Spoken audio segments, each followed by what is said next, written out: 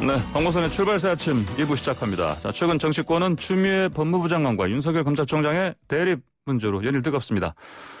부산시장 보궐선거 출마를 공식 선언한 이현주 국민의힘 부산 남구을 당협위원장이 문재인 대통령, 김두관 더불어민주당 의원을 향해서 강한 비판을 쏟아냈죠. 오늘 이현주 당협위원장과 관련 내용에 대해서 말씀 나눠보겠습니다. 안녕하십니까? 네, 안녕하세요. 예. 방금 말씀드린 것처럼, 어제 윤석열 검찰총장 업무 복귀했습니다. 네네. 법원이 사실은 이거 관련해서 윤 총장의 손을 들어준 셈인데, 네. 징계위원회가 모레로 연기됐습니다. 네. 그렇죠? 이런 일련의 상황은 좀 어떻게 보십니까? 네네. 이게 원래 우리 법에서는, 헌법 정신에 따라서 검찰 독립을 위해서, 법무부 장관이 이 검찰총장의 임기라든가 인사권을 행사하지 못하게 돼 있습니다. 그런데 이 살아있는 권력을 향한 검찰 수사, 특히 최근에 들어서 라임 옵티머스 사태라든가 또 네. 탈원전 관련된 그 원전 충돌 사태에 대해서 검찰 칼끝이 향하고 있었는데요. 네. 어떻게 보면 이러한 어떤 직무배제 명령을 통해서 사실상 임기가 부장된 검찰총장의 임기를 무력화시킨다. 그래서 이런 취지에서 법원이 윤석열 총장의 편을 손을 들어준 거죠. 그래서 저는 이러한 부분들은 법무부 장관을 통해서 정권이 검찰 개혁을 사실상 내세우면서 검찰 장악을 시도하고 있다. 그런데 다행히 이번 사태, 감찰위원회에서 있었던 일이라든가 법원의 결정을 보면 검찰 내부의 양심과 자정 능력, 그리고 어떻게 그동안 보면 민주주의의 마지막 보루로서의 어떤 법원의 역할, 이런 것들이 아직은 우리 사회에서 살아있다는 것을 보여줬다고 평가를 합니다. 예. 이 징계위원회가 이틀 연기된 것 관련해서 그 이후로 추정되는 부분 중에 하나가요. 고기영 법무차관이 사표를 제출했습니다. 근데 이분은 일반적으로 우리가 언론에서 추미애 장관의 측근이다, 추미애 사단이다 이런 식으로 표현을 하지 않습니까? 근데 지난 7월에는 국회 법사위 현안 질의 당시에는 또 이분 관련해서 윤한홍 당시 의원이 질의를 하니까 추미애 장관이 그 이른바 유명한 소설 쓰시네 이런 발언을 했었고요. 이럴 정도의 어떤 관심을 집중을 받던 그런 사람인데 이분이 갑자기 사표를 냈습니다. 예. 이거 왜 그렇다고 보십니까? 예, 이분이 제가 알기로는 검찰의 징계위원회를 소집하는 차관이니까요. 소집하는 집에 있다라고 알고 있고요. 본인이 아마도 이런 어떤 징계위원회 소집에 대해서 못하겠다고 이렇게 의사를 표시를 한 것 같습니다. 왜냐하면 어제 있었던 법원의 결정이라든가 감찰위원회에서 또 감찰위원회 내부에서 어제 보면 이 검찰의 보고서에 대한 삭제 논란까지 있지 않았습니까? 이런 것도 굉장히 위험한 상황이고 향후에 이거 잘못 진행을 했을 경우 본인도 직권남용이라든지 이런 것에 이 책임을 질 가능성이 굉장히 높다고 판단한 것 같습니다. 그래서 어쨌든 본인도 검사 출신이니까 검사니까요 현재. 그래서 그 결정문이라든가 이런 것들을 보면 결국에는 지금 이 사태가 우리나라의 민주주의에 대한 파괴 문제, 그리고 이 어떤 검찰 독립에 대한 문제, 이런 어떤 헌법 정신에 대한 위반의 위험을 지금 내포하고 있다. 그래서 어차피 어제로 사실상의 어떤 사법적 판단은 끝났다고 보기 때문에 여기서 징계위원회 소집을 강행한다던가 또 소집을 하게 되면 아무래도 추미애 장관이나 이 정권의 뜻에 따라서 본인이 행동을 해야 될 수밖에 없는데 거기에 대해서 사실상은 거부의 의사를 표시했다고 보입니다. 예. 자, 그러면 이현주 위원장께서는 그동안 거의 1년 동안 끌어왔던 이른바 추윤 갈등, 이게 여론상으로 윤석열 총장 쪽으로 좀 길었다, 이렇게 보십니까?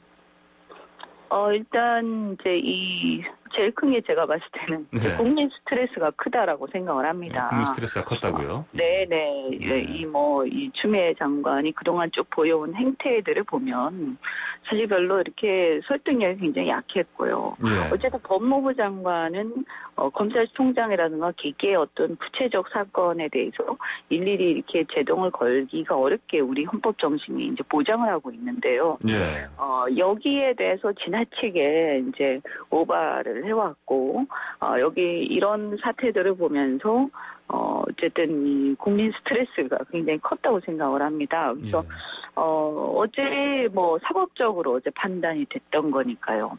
일단은 어쨌든 윤석열 총장의 대승이다라고까지 표현하기는 좀 그렇습니다만, 하여튼 달리 얘기한다면 추미애 장관, 이제는 정치적으로 대패를 했고, 물러날 때가 됐다고 봅니다. 예.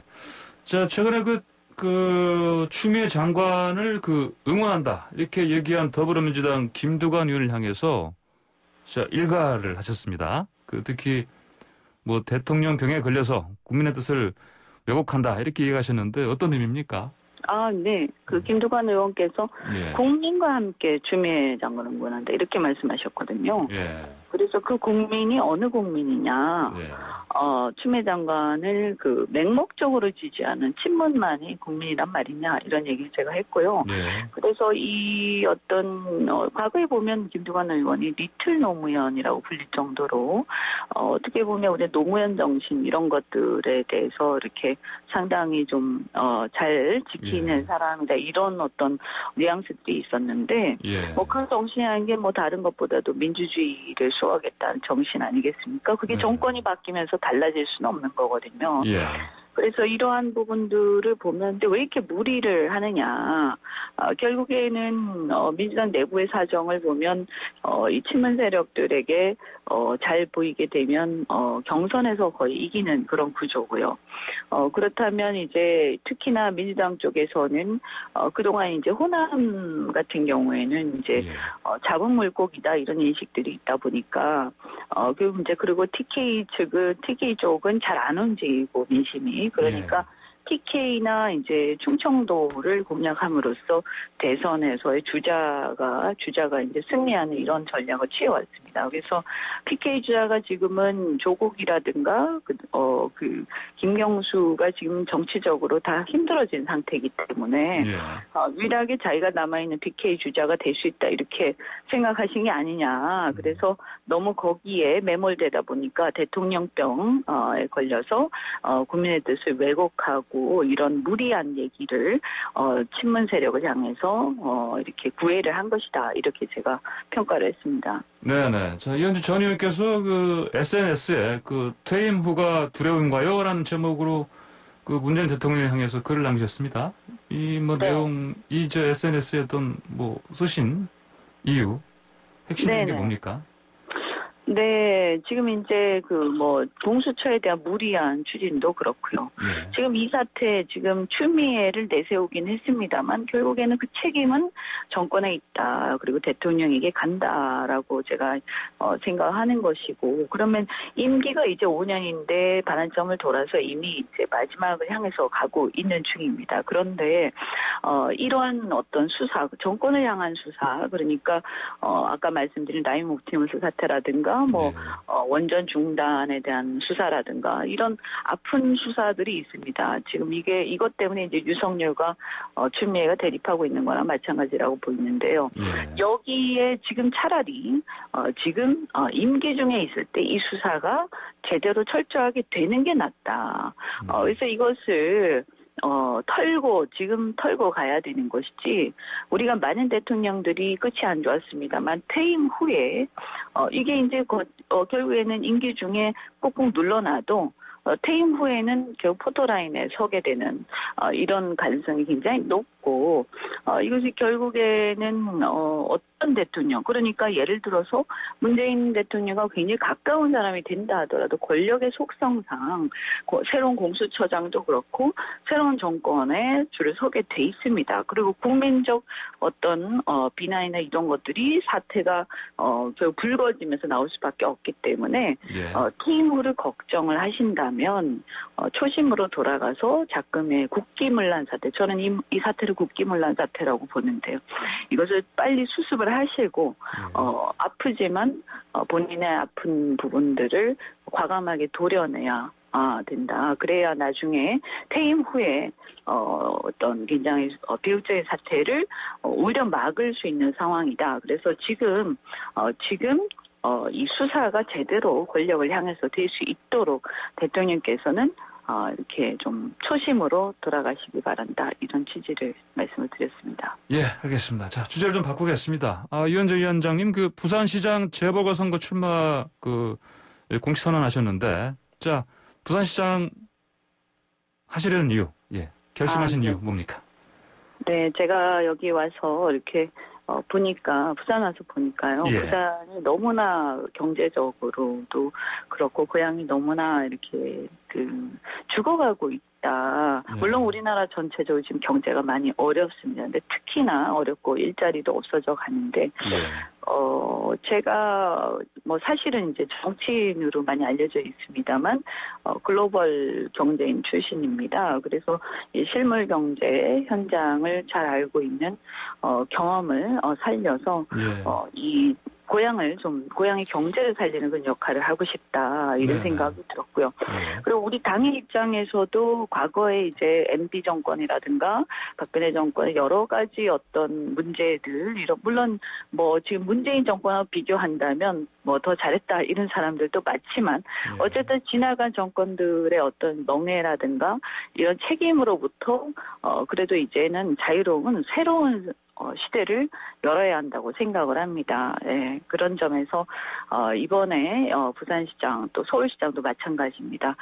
새로운 시대를 열 수 있는 새로운 세대가 등장해야 하고 그리고 이제는 정말 이런 어떤 민주주의 파괴 사태 이런 걸로 막 싫어하기보다는 이제 국민들 먹고 사는 문제를 해결하는 그런 새로운 정치 세력이 등장해야 한다고 생각을 합니다. 제가 그 깃발을 들겠다, 이런 말씀을 드렸습니다. 예.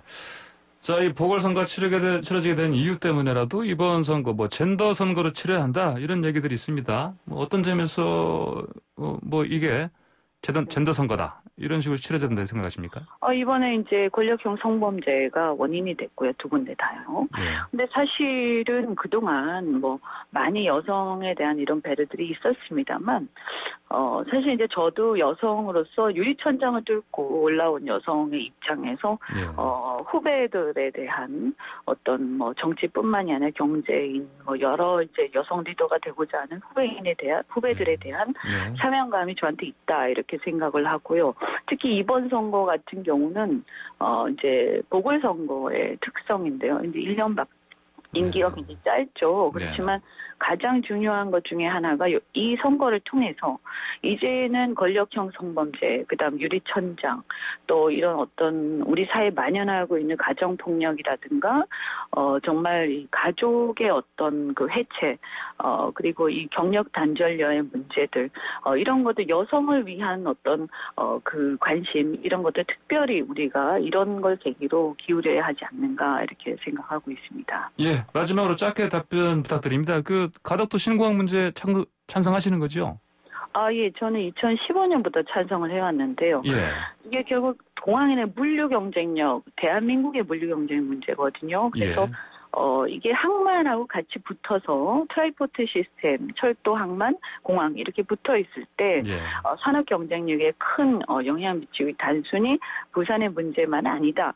다른만 이제 이게 김해를 두고 가덕을 또 하고 이런 것보다는 제가 개인적으로 생각할 때는 김해공항을 차제에 이전을 하고요. 그러면 그 부지를 매각을 해서 거기다 항공 관련 클러스터라든가 새로운 어떤 개발을 통해서 희망을 주는 게 더 낫다. 그럼으로써 또 다른 지역과의 성평 문제도 해결할 수 있다고 생각합니다. 네, 알겠습니다. 오늘 말씀 여기까지 듣겠습니다. 감사합니다. 네, 고맙습니다. 네, 지금까지 이현주 국민의힘 부산 남구을 당협위원장이었습니다.